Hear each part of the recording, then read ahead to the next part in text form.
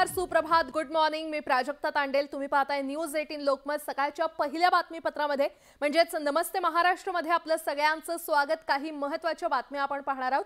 सुरुवात करूयात. पंतप्रधान नरेंद्र मोदी मुंबई दौऱ्यावर येणार आहेत आणि RBI at 90 या कार्यक्रमाचं उद्घाटन मोदींच्या हस्ते होणार आहे. सकाळी 11 वाजता हा कार्यक्रम सुरू होणार आहे आणि या दौऱ्यादरम्यान ते भाजपच्या काही नेत्यांशी चर्चा करतात का ते देखील पाहावं लागेल.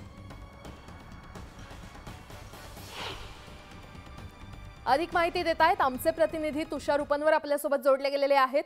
तुषार, पंतप्रधान नरेंद्र मोदी हे मुंबई दौऱ्यावर आहेत आणि RBIच्या कार्यक्रमाला ते खरं तर उपस्थिती लावणार आहेत, मात्र निवडणुकीच्या दृष्टीने त्यांचा हा महत्त्वाचा दौरा.